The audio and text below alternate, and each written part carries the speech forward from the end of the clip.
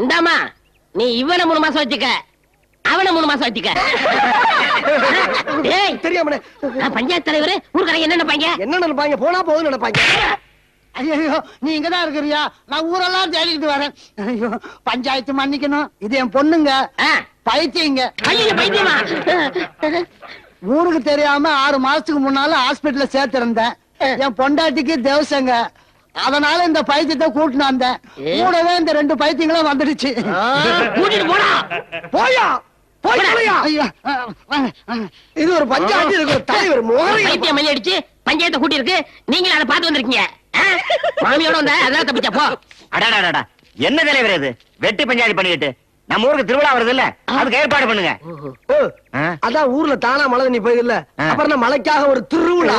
தும்பி கஷ்டப்படும் போது கடவுளை நினைக்கிறத விட ஓஹோன்னு இருக்கும் போது கடவுளை நினைக்கணும். அப்பதான் ஊர் செழிப்பா இருக்கும்.